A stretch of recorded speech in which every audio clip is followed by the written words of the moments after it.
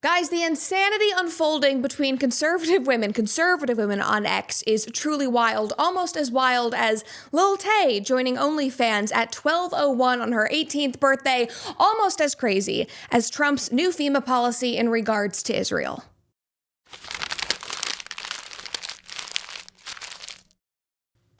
All right, guys, we have a lot to discuss today, and I have to apologize in advance because I am having one of those pregnancy days where I feel like my brain is physically shrinking and I am limited on brain cells. So I have a bunch of notes here because I have a lot of points that I want to make because I have a lot of feelings about all of these stories because there's been so much going on online, specifically on X, over the past week. I already feel myself getting riled up. So let's just go ahead and jump in here because, guys, nothing shocked me more this week, or maybe I shouldn't even be surprised, than learning about a new FEMA relief requirement quietly added in April by the DHS. But before we dive into that, don't forget to like this video and subscribe to our channel if you've not already.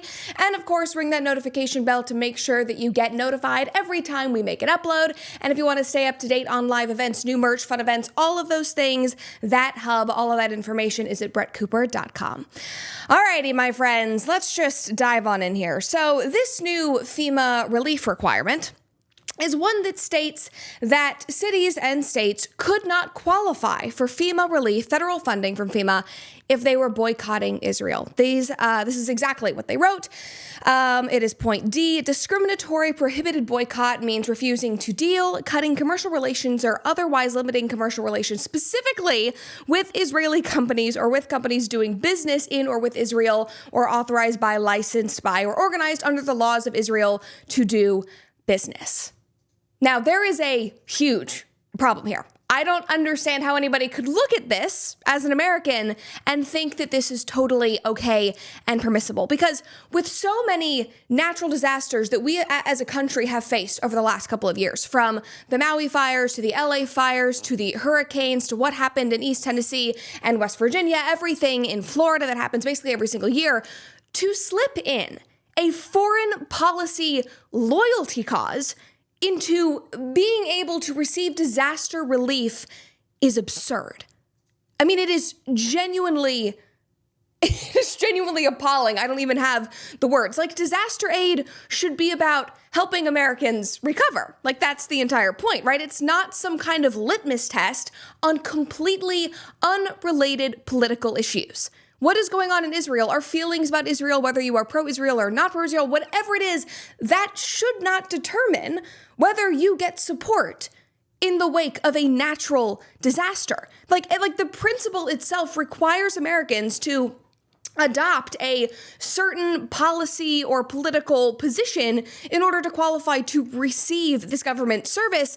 I mean, that's concerning no matter what the topic is. And it is so hypocritical because all of this new thing that they just slipped in here in April that we all missed, apparently, it comes right after we had massive bipartisan support to ban political discrimination, specifically in regards to FEMA. Like, remember, last year, there was all of that outrage after it was reported that FEMA officials were allegedly telling their employees to skip homes with Trump flags.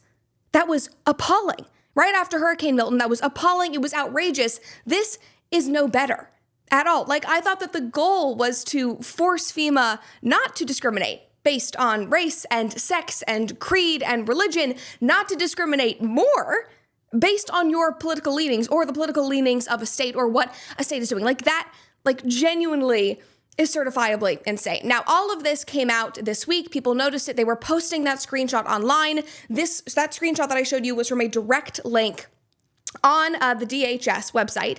And once the public noticed this policy, the DHS removed it almost immediately, and they tweeted about it as if it never existed, despite documentation showing otherwise. Sorry, guys, I just hit the mic. And it was so insane because I'm about to read you this tweet. They posted this tweet saying, no, this never happened. We never did this. Meanwhile, if you clicked on the link to go read that specific document, that clause, that D clause, was still in there. I mean, it was like the gaslighting was just insane from our federal government. Anyway, this is what they tweeted. This is from Homeland Security. There is no FEMA requirement tied to Israel in any current NOFO. No states have lost funding and no new conditions have been imposed. FEMA grants remain governed by existing law and policy and not political litmus tests. DHS will enforce all anti-discrimination laws and policies, including as it relates to the BDS movement, which is expressly grounded in anti-Semitism. Those who engage in racial discrimination should not receive a single dollar of federal funding. Now, if you don't know, the BDS movement, BDS, is boycott, divestment, and sanctions. That is a pro-Palestine movement that has been around since 2005, and all of these laws go back to that specific movement. That is what they're referencing here. So they're saying that they're not going to be discriminating. They're saying that this never existed in the first place. However, they are sort of going to enforce it. They're not really going to tell us how, but it will just be based on what they believe to be discrimination, which honestly is even more vague and concerning than what was originally or not originally written in that document. And the irony is that similar anti-boycott provisions already exist in 34 states, many of which have faced very serious First Amendment challenges, understandably. Because in my opinion, this is absolutely a violation of, the First Amendment and the freedom of expression. Courts in Georgia, Arizona, and others have struck them down. Arkansas's law only survived when the Supreme Court declined to hear an appeal in 2023. So laws like these have been fought and are currently being fought in many, many states. And so the federal government just trying to swoop in here and make this all encompassing when it is already such a controversial policy. It is free expression violating policy is just worrisome to say the least. Like, this is not even about taking a side in a specific issue or in a certain, foreign policy.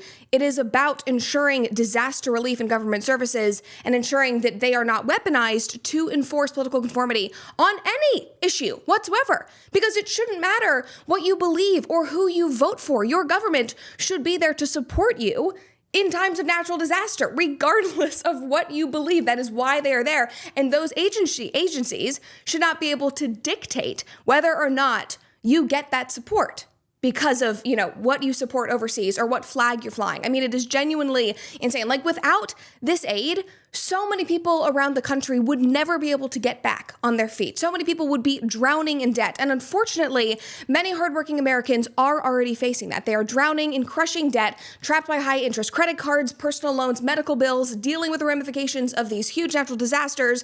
But thankfully, my friends over at PDS Debt are here to help. They will step in. And the truth is, guys, creditors profit from keeping people broke and controllable. And my friends over at PDS Debt are here to change that.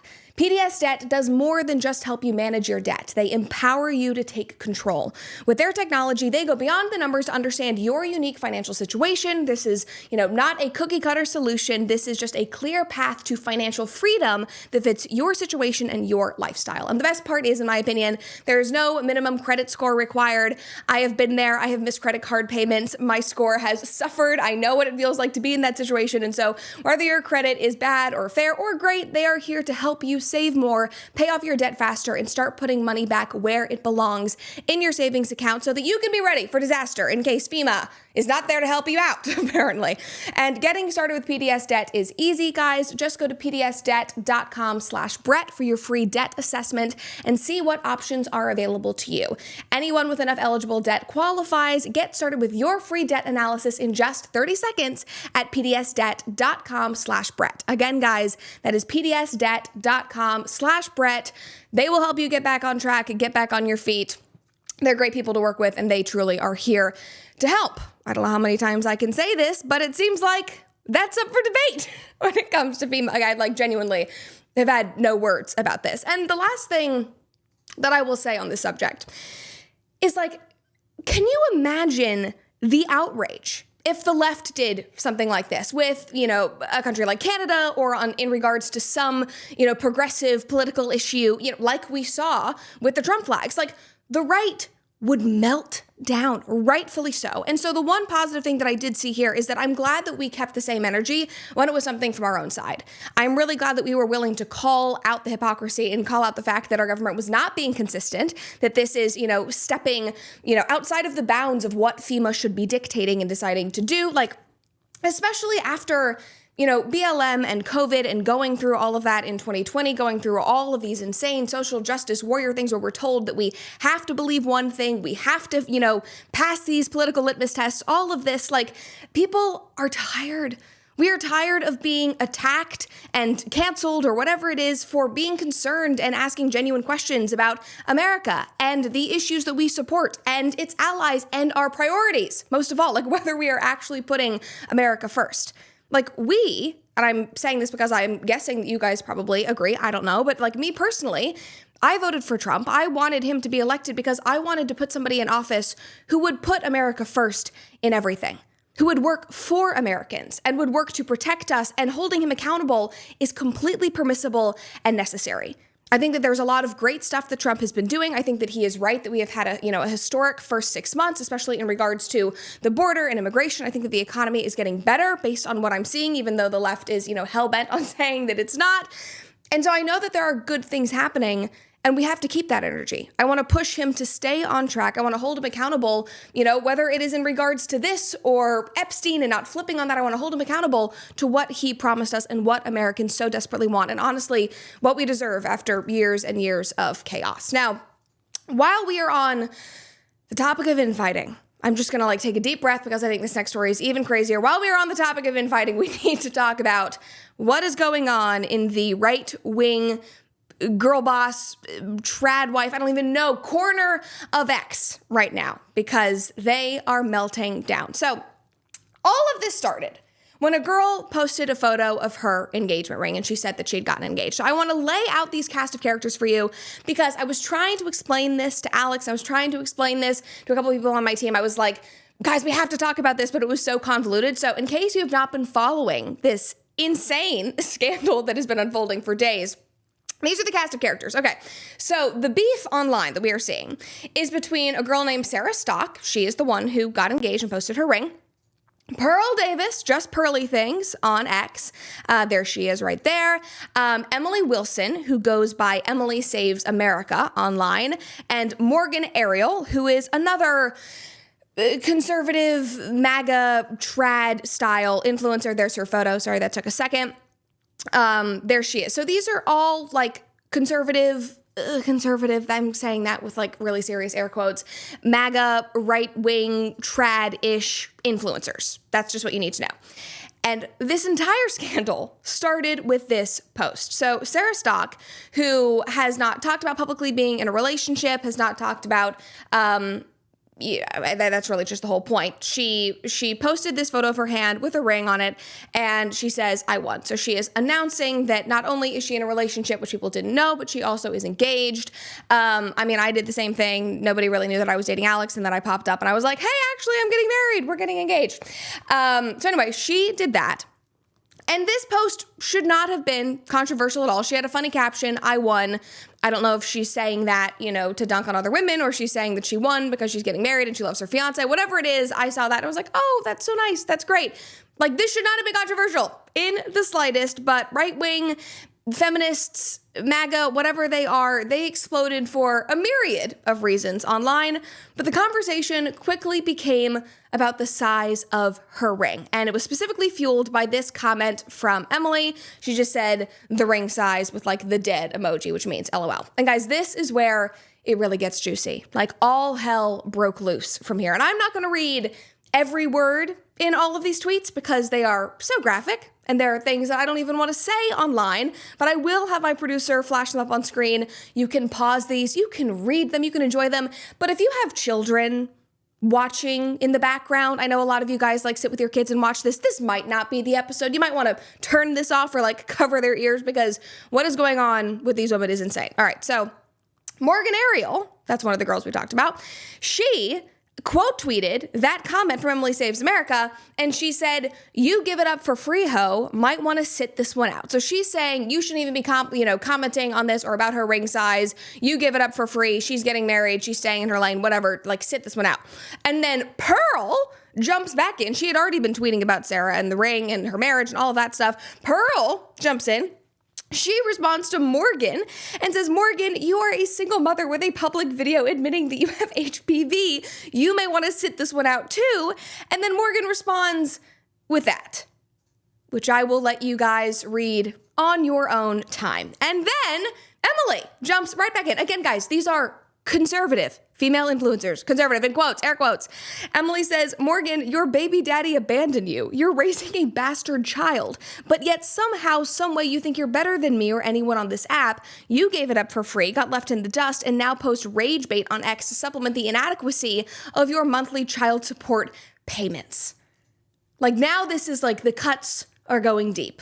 Like these women are lashing out. They are basically trying to dunk on each other. Like who is the most hoe of all of the hoes? Who is the least trad? It is like, instead of like, this is like the reverse of what the left does. Like the left will try to dunk on each other and they will try to be so morally superior. I'm more politically correct. I've done all these things. I've donated to these causes. I posted the black square. I do all the right things. I go to the right protests. On the right, it's just like, you are a hoe. You do this. You do whatever. It's just like tearing people down. Anyway, that's sort of what's happening. And then this is just where, this is the doozy. This was like the tweet to end all tweets. You would think that it all peaked here, but it just kept going. So Morgan then responds and she says, she's talking to Emily. Oh my God. None of that is true, Emily. But unlike you, I don't lie. So here are some facts. Oh my God, I can't even believe I'm going to read this. No, Max, you can put this back on screen. People need to see this. Let's bring it back. I'm so sorry. You were engaging in sexual acts, I would say, in the middle of a hotel lobby at a TPUSA event while everyone around you watched and there were families around. You brag about having sex with married MAGA dads and doing drugs. You have been completely ran through by both single and married men in the right wing. You call young virgins losers and encourage them to have premarital sex, and you are pro-abortion. That's true. You are a disgusting feminist, or... oh my God, with a Jezebel spirit, who uses filters in all of her videos and lives in rebellion to God while grifting off of the conservative movement and simultaneously trashes women who desire to live, to love God-honoring lifestyles. To live God-honoring lifestyles because their engagement rings didn't cost enough or their lifestyle isn't flashy enough. But yeah, I'm the one who needs money, you gold-digging hoe. Oh my God. And guys, it only took off from there. That was like 48 hours ago, and we are still talking about this. The tweets are still flying. The comment sections are still popping off. Now, it seems like at this point, the entire right wing has, commented on what I'll call like Ringgate. They are either like debating the value of an engagement ring and how big an engagement ring should be, whether men, should propose with a ring pop or actually get something, more expensive, and the values behind that. They're debating that. They're also talking about the values or lack thereof, I would say, of these influencers who are tweeting. And so I've been trying to think about how I feel about all of this and what I want to say, because obviously I wanted to talk about because it's funny, and per usual, things that happen online in the real world are far more dramatic and funnier, in my opinion, than reality TV. Like, this is basically Jerry Springer. This is hilarious. But I think that there is a bigger point here that we should discuss. And a couple things are true, first of all. Unfortunately, women are going to women. They are going to lash out. They're going to be petty and jealous. They're going to be competitive. They're going to do all of this for attention online, which ironically, just to bring this back up, Emily tweeted about before all of this started. She had a tweet where she said, women just hate other women and it boils down to jealousy. It's that simple. And yet she was one who was trashing this girl because of the size of her ring. Now, another point that I want to make about ring sizes, just for any of the guys out there or girls who are now looking at their rings or thinking about getting engaged, whatever, in my opinion, it's like every situation is different. Every relationship is different. Your values and your priorities, even down to what kind of ring you want or like, or different. So just do you. Just do what makes you happy and tune everybody else out and stop shaming people for the size of their rings and their choices. Like, you genuinely can't win. If you get a quote unquote real natural diamond and it's all you can afford, and so you get a really small one, that's wonderful, but people will still maybe make comments. But I also see things online where people get like a moissanite or a lab grown ring or some other kind of gemstone, and it's like a really big ring and they're posting about it. And then you have people in the comments who are responding and going, I can tell that it's fake because you could never afford it. It's just like, oh my gosh, let people live. Let people live. It does not matter. It is just a ring. Like, prioritize it however you want to. That is a decision between you and your future spouse. Like, this does not even need to be a big conversation. But unfortunately, or fortunately for us in my own enjoyment, this did turn into a bigger conversation, which I think is worth having. And, you know, these people, these women who are tweeting, these might be quote unquote right-wing, trad, MAGA, conservative influencers, but what we're seeing online right now, these are certainly not conservative actions. The way that all of this is being posted about, the language that is being used, the sexual degeneracy that they are all being accused of, the manner of posting, like none of that is conservative. But I think the bigger issue is people right now don't even know what conservative values are anymore. And a lot of people have warned Republicans about that. Like, as you expand the big tent, these values are going to become eroded. We're not going to even know what we believe anymore. And unfortunately, those people were completely accurate. Like, I personally have spent so much time this year talking about the left losing its way, not being genuine, not being authentic, losing touch with its party, especially young people, the values being all over the place, having like naked people at pride parades, but then having like Gavin Newsom with his like perfect, like coiffed blonde family that is like the complete antithesis to what you see like naked in the streets. Like everything is just insane and chaotic. But that also, I'm sorry, is what has happened on the right. Like you have MAGA, you have Christian conservatives, you have conservatives who aren't necessarily religious, you have libertarians who got involved, you have people from the left who joined in because they liked Tulsi or RFK Jr., whatever it may be, and everybody is fighting for dominance in regards to their values. And there's so much chaotic, confusion that nobody really knows what to believe. And a lot of these people will grift and leech onto these labels for money and attention online when they aren't actually living the values that are attached to that label that they have now assigned themselves, if that makes sense. Sorry, I think that this is probably getting kind of jumbled, but I'm trying to get to a point here. Like, these alleged stories about these women and women like them and things that happen at these conferences, which I have attended as a student, I've spoken at, like, these aren't new to me, unfortunately. Like, this is not shocking information, and it's not just women. Like, I hear stories about men going to these conferences and cheating on their wives, straight men getting to these conferences and going on Grindr and hooking up with dudes. I did a whole interview with my friend Amir, and we talked about the hypocrisy and what he sees as a gay man at so many of these conferences. The trad women who LARP online for attention, but meanwhile are sleeping around with a bunch of guys behind the scenes, not actually living the values that they say that they are and are encouraging other women to follow. And this is not meant to discourage people or blackpill you guys.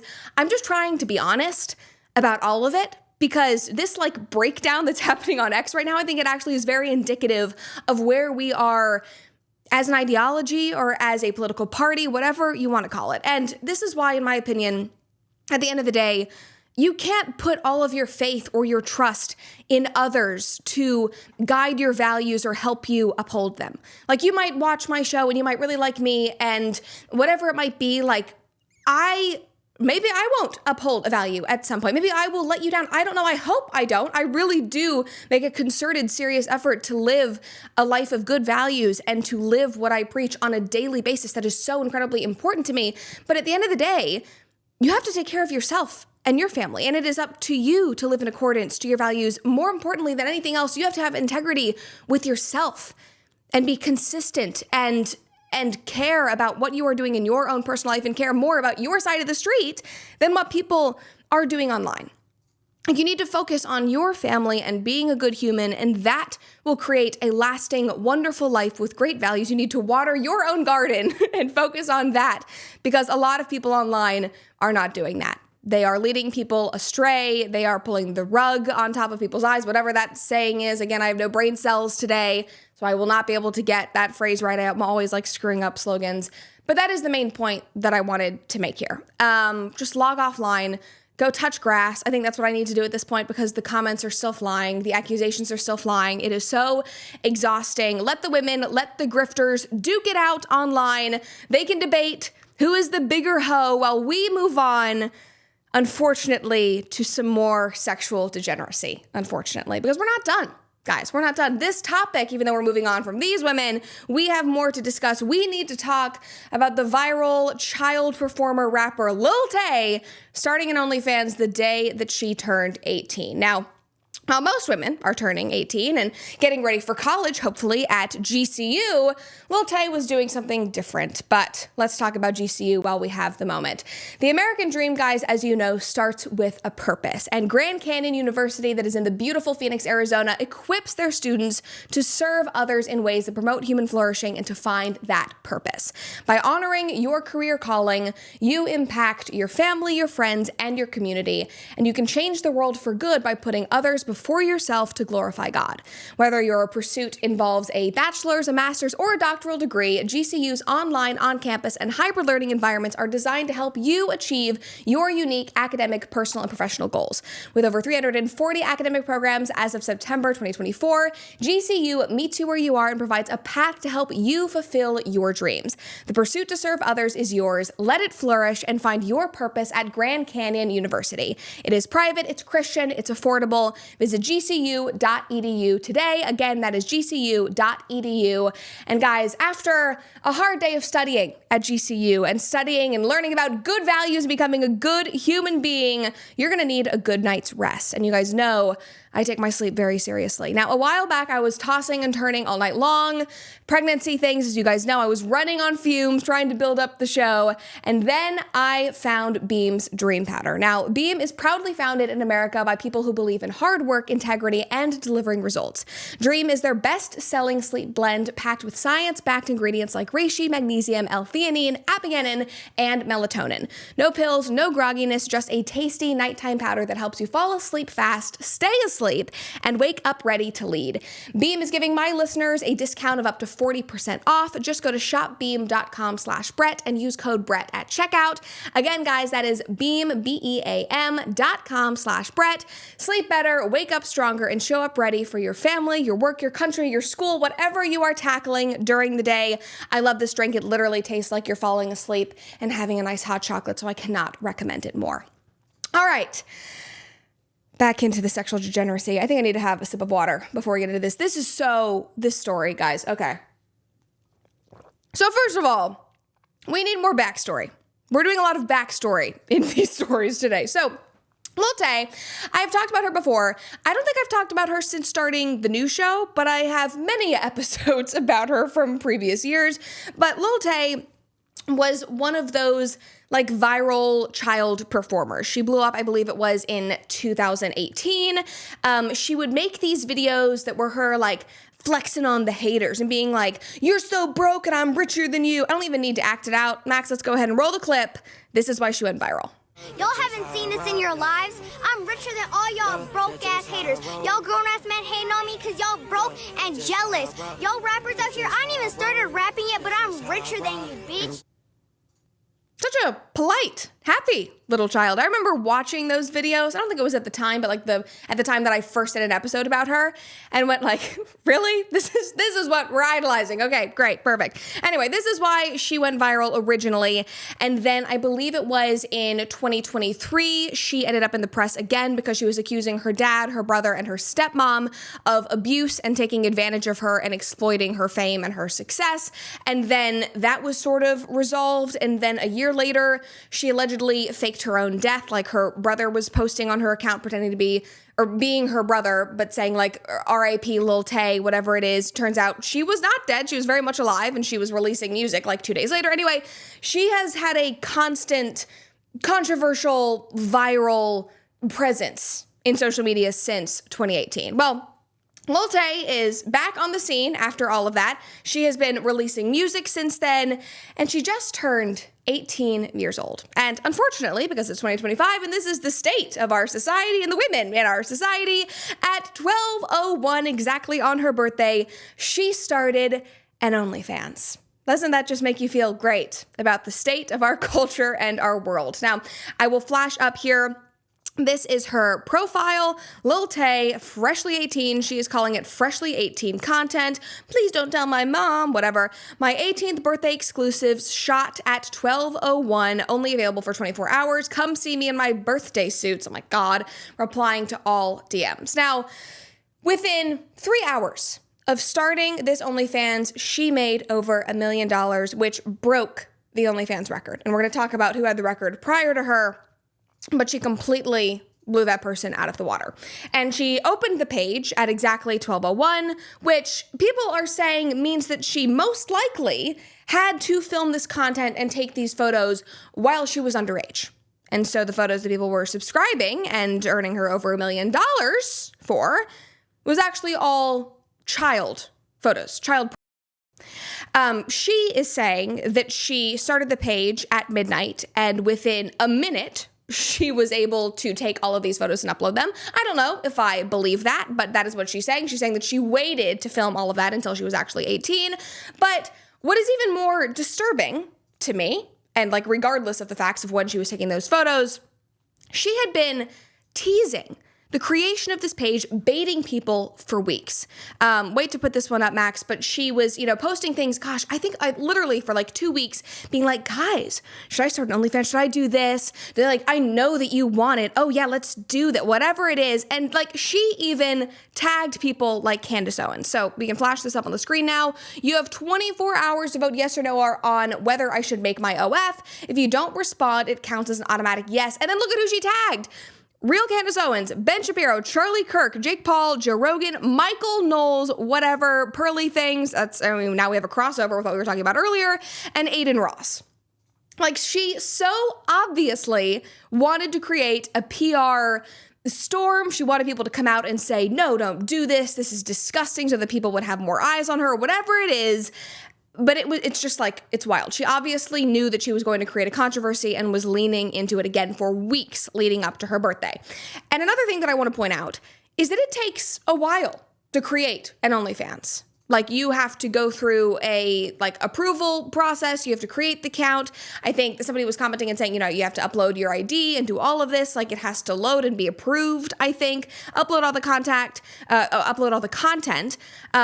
Which means that she was doing all of that and preparing for it while she was underage. She was at 17 years old preparing to sexualize herself the moment that she turned 18 years old. And what is so disgusting is that on her birthday, she posted this. She said, I'm 18 now. Where are all the pay pigs? And this is probably the most disgusting part of this entire story. The entire thing is just gross. But I want to point this out specifically to the men who are watching the show. Like, this is what she and these creators think of you. If you watch porn, if you subscribe to OnlyFans accounts, if you engage with people like her, that is what they think of you. Pay pigs. Yes, they are exploiting themselves. They are exploiting their bodies. I think what they are doing is inherently immoral and wrong and dangerous and unhealthy for both themselves physically and emotionally. But they are doing all of this knowingly at your expense with a disdain and a disgust for you. They are expecting and wanting you to sexualize them while they point the finger and say, you are so gross. Like, Lil Tay even retweeted this not too long ago. This was this year. This person tweeted and said, if you are a grown man, a girl turning 18 should not be attractive to you. And she retweeted this. So she's allegedly, I don't know whether that was performative or genuine, she's allegedly disgusted by this, but she's willing to profit off of it. She is willing to profit off of something that is so disgusting and wrong and immoral. And she is not the only one. Another person who did this very openly was Bad Baby. And if you don't know Bad Baby by name, that is the Cash Me Outside girl. Was that Dr. Phil? I think that was Dr. Phil. Cash Me Outside, how about that? That girl, she turned 18. She also created an OnlyFans on her 18th birthday, and she was the one who originally held this lovely, empowering record for how much money you can earn right after starting an OnlyFans. She made over $1 million within the first 6 hours on her 18th birthday, and the contrast there is that Lil Tay did that in 3 hours. And what is so insane and what I want you to see is that Bad Baby admitted that all of the people who joined right when she turned 18 years old should be in jail. Let's roll the clip. You joined OnlyFans the night you turned 18? I think so, yeah. And people subscribed right away? Yeah. Should they be in jail? Yeah. It's like, it is laughable. Like, genuinely. Every single part of this is disgusting. Like, both parties are in the wrong here. And there are so many people that point fingers and say, well, if women didn't do this, then men would not, buy subscriptions. They wouldn't watch porn. If women weren't creating the porn, then they wouldn't do it. Other people point fingers at men and say, well, if there wasn't a demand, then women wouldn't do it. I want to point the fingers at both people and say, you all should know that this is wrong and that it is all exploiting both of you, basically. Like, it is so incredibly wrong. It is at the expense of the men. It is at the expense of the women. And we are all supposed to sit here and clap our hands like seals and go, oh yes, this is so empowering. She turned 18 years old. She's owning her own body. This is so amazing. Go her. No, I completely reject that. It is dangerous for her, again, physically and emotionally. It is so wrong. It is perverted. It is creepy. And it is no better that the men are subscribing to this, whether it's as some kind of like meme or joke or whether they genuinely want to consume that content. That is also disgusting. Like, we live in such a backwards, upside down society that this is something that is permissible. The fact that she made that much money in 3 hours. And what's even crazier is that this is somebody that a lot of these people grew up with and watched as a child. Her videos still pop up on my social media. Her at 9 years old. She doesn't look that different. That's disgusting. I don't know how many times I can say that. It's disgusting behavior from these women, and I hope men know that it is at your expense. And so if you are somebody who does consume porn, if you are somebody who subscribes to OnlyFans for whatever reasons, I would, in the nicest way possible, even though I'm feeling very heated about it, I would urge you to reconsider. I would urge you to reconsider and think about what this is doing to you mentally, physically, what these women actually think about you, what this is doing to your dating life. I would urge you to think about all of that because everyone here needs to be better, and I hope better things for anyone who is in that situation. Now, all of this has been so annoying. All of these stories have just been so ridiculous and annoying on so many different levels for so many different reasons. I feel like I'm at my wit's end. I was talking to Candace right around the time that I got pregnant, and I told her that I was having a boy, and she was like, just wait, you're going to get to the end of your pregnancy and you're going to have no patience for anyone. I am at that point. I have reached the point of no patience. However, I do want to end this episode on a positive note because this week was not all doom and gloom, especially in regards to the government. We did have a couple of wins, and I want to talk about one that really stood out to me. We can move on from the hoe talk. So if you want to bring your kids back in the room, they can come back. This is a positive thing. But Brooke Rollins, who is Trump's agricultural secretary, she announced that the SNAP program is banning soda, candy, and other junk food. So what this means is that if you are on SNAP, if you get SNAP benefits, you will no longer be able to use those benefits that, what comes from taxpayer dollars to buy candy, soda, junk food, ultra-processed foods, whatever it may be. Take a listen to this announcement. One way is by not allowing taxpayer-funded benefits to be used to purchase unhealthy items like soda, candy, and other junk food. The number one purchase by SNAP recipients is sugary drinks. SNAP is a supplemental nutrition program meant to provide health food benefits to low-income families to supplement their grocery budget so they can afford the nutritious food essential to health and well-being. That is the stated purpose of the SNAP program. Now, I think that this is an absolute slam dunk. This is the way that it should be. Like, if you are on government assistance, the food that we should all be helping you buy, that the government should be, facilitating for you, it should be good, nutritious food. It should be food that is helping your children be healthier and happier, that should be making their brains stronger, should be reducing inflammation so that they can focus more and be mentally stronger, whatever it may be. That is what we should be prioritizing. But because we live in the upside down, and this country is in the upside down, that has not been the case for many, many years. And I think that RFK in a press release, not in a press release, it was in a press conference right after this when he took the stage and he was talking to reporters. He said that as Americans, as a country, we spend $405 million a day on SNAP. $405 million. And a vast percentage of that is for junk food. I think that they have percentages of all the different categories. There's like 10% for this thing, 17% for soda, I think it was. But it ended up being like 30% of SNAP dollars go to buying junk food, which is just insane. And there has been a big argument about this. There was actually a whole scandal within the conservative movement a few months ago because a lot of people were pushing back against this and were saying, no, this is government overreach. There was a political oh gosh, what do you even call it? It was like an ad agency in a way, but it's one of these agencies that reaches out to influencers and says, hey, we'll pay you if you promote this idea and send out this petition. It's like a sponsored post. They're paying influencers basically to do ads, but it's for political issues. And they were running a campaign against this. And it turned out that it was being funded by big food, big junk food. And a ton of influencers fell for it. And they chose to accept the campaign, and they were posting things like, this is so hypocritical, like Trump loves Diet Coke, and he's telling, Americans that they can't buy Diet Coke. This is government overreach. Conservatives should be against this. And then it all came out that they were, being fed the exact same talking points. They were being paid to say that. So that was a whole scandal. This is what I'm trying to say there.